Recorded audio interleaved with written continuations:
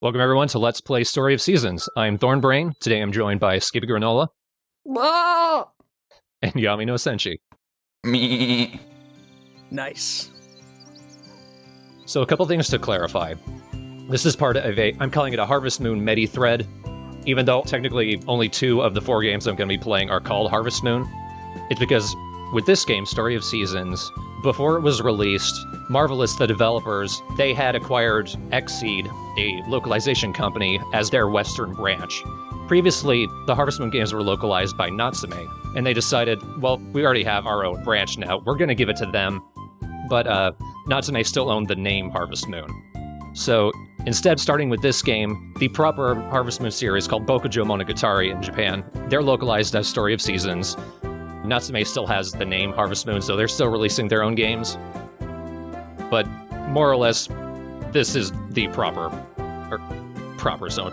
Well, I mean, with reviews for The Lost Valley, this is kind of still like the proper game. Nobody likes Lost Valley. It's got the spherical cows. Oh, I'm sold. Yeah, With adorable toupees. I consider Story of Seasons, out of all the franchise, probably one of the best games just for the start of it, because you'd get down to actually doing stuff very quickly. It has one of the quickest starts out of all the games that I've played. Gets into it very nicely. Now, we are playing on Seedling Mode. That's because when the game was originally released in Japan, everything was so expensive and so hard to get that it took forever to do everything, so they patched in Seedling Mode, which mostly just cut the prices of most things, so now they're actually sensible. And also you don't lose nearly as much stamina doing everything. So it'll be much nicer, believe me. I held a little poll to decide what character I would play. For the most part, I'm going to be playing this game at my own pace. Rune Factory 4 is where most of the thread interaction and requests are going to come in. But I did ask for suggestions for this character. So we are going with a girl named Best, because you need to be the best in order to make the worst farm work. That's bestie to her friends. Oh yeah. She's besties with everyone. I am digging these customization options already. You're allowed quite a lot. For the most part, the character models and the customization are carryovers from A New Beginning. Almost everything is a carryover from A New Beginning, but it's better in pretty much every way. They took what sort of worked in A New Beginning and kept it. They took what didn't work and either made it good or completely removed it. So you basically don't need to play that game. Duly noted.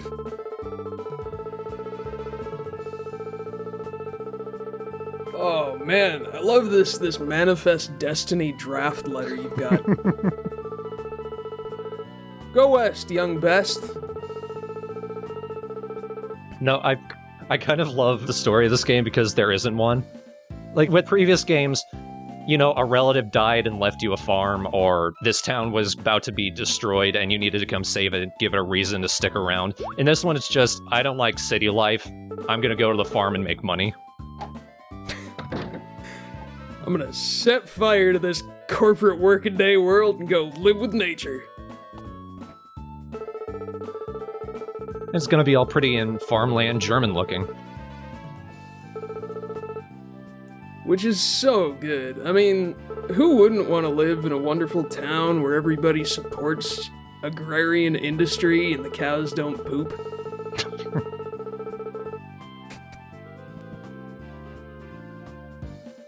We still do get fertilizer. We just don't know where it comes from. It's like magic. It's pixie dust. Or someone is coming in and stealing all your cow poop when you're not looking. Which I'm kind of okay with.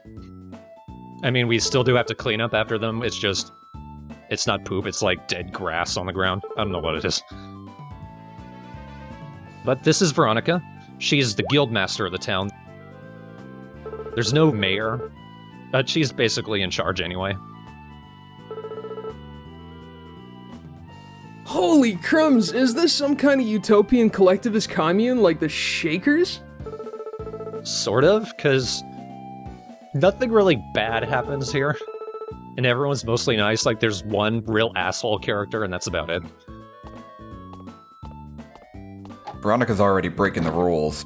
You only get 6 characters in your name, and she's got 8. Son of a bitch. It's the perk of guild leadership. She's abusing her office. She used to be known as Vero. Veroni. That's right. They tried abbreviating it more, and it was Vernka, and it didn't quite work.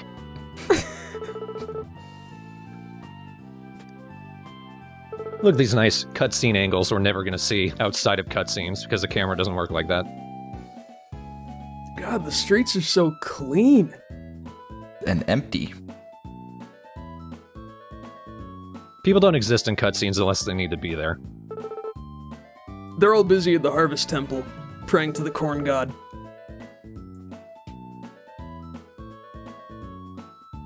Yeah, I like it. They call it the mountains. It's really more just a flat plain, and maybe there's a hill, sort of. Well, if they're in the Midwest, that counts as a mountain.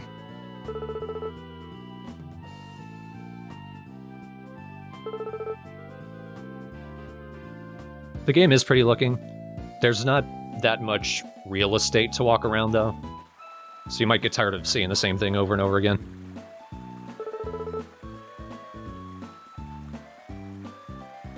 You see that dock off the side there, and you're probably thinking that's where you fished. That is correct, but there is another mechanic related to that, which is actually really cool.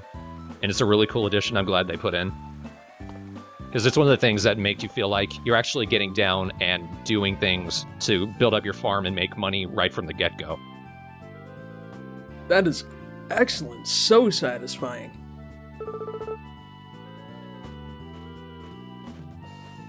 I think I just tripped and fell behind her or something.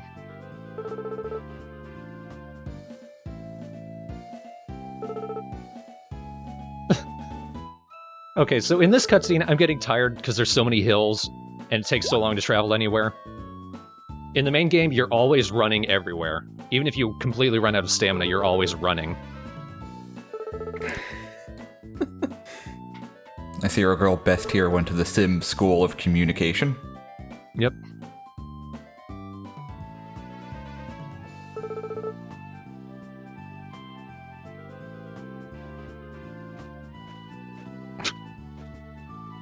You'll notice characters are all trains. If they're walking together, they have to be in motion at the same time. That's one of the rules of the town. There are more. That's much like the noble alpaca. And not the sheep. Yeah, look, I'll admit, I don't know my I don't know my alpacas from a sheep. I admit. I'm sorry. To be fair, neither does this game. I don't know when they introduced alpacas. I feel like it was around Tale of Two Towns. They're basically just sheep that look different, and their baas are higher pitched. It was Tale of Two Towns because I have the plush alpaca pre-order bonus from that game. Nice. But a weird-looking sheep with a higher-pitched baa literally is an alpaca. This is Madame Ada. This is not our farm. Our farm is actually next door to hers, but it's not ours yet, because we actually need to prove that we can work on a farm before they'll give it to us. So we're gonna live with Ada and work on our farm for a bit. She's a nice old lady who, if you pay attention to her character portrait, she waggles her eyebrows. That's my kind of old lady.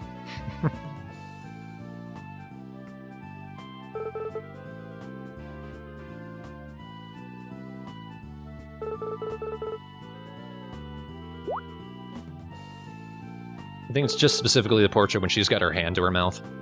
Like she's pondering something. There. Oh! So cute!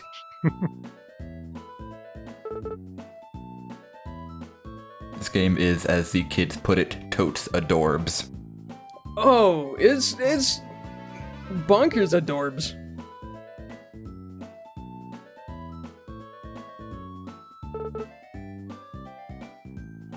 Ho ho ho ho. Yeah, she seems nice to be bound in indentured servitude, too.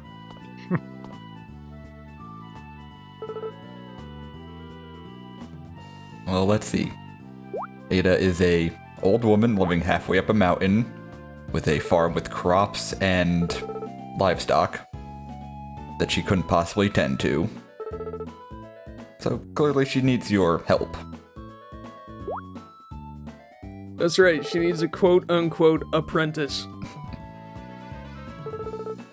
An unpaid intern. That's right.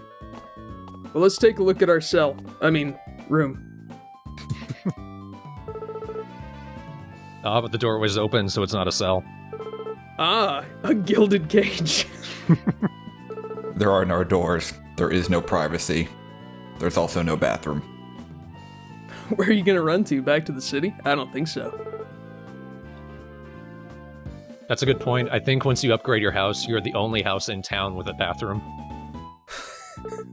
Well, now we know where the fertilizer comes from. Hey.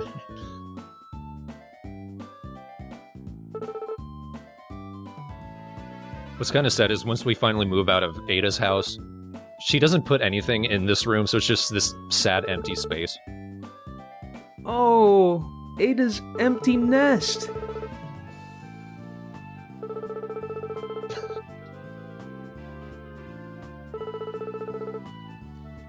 Quit waggling your eyebrows at me.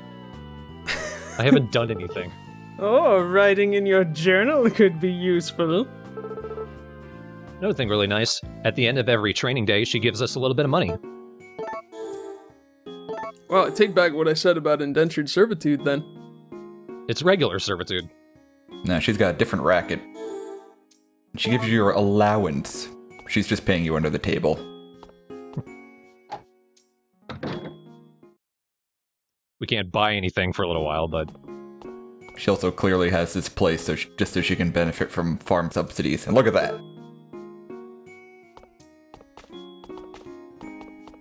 I like how fast you're able to move around. You can jump around. Movement is nice and quick.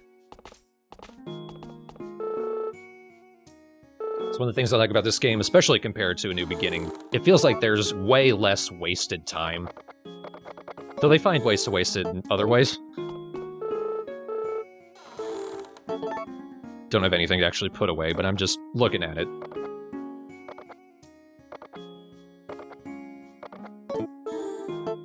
Just a box full of bugs, man. I wish you can catch bugs and sell them.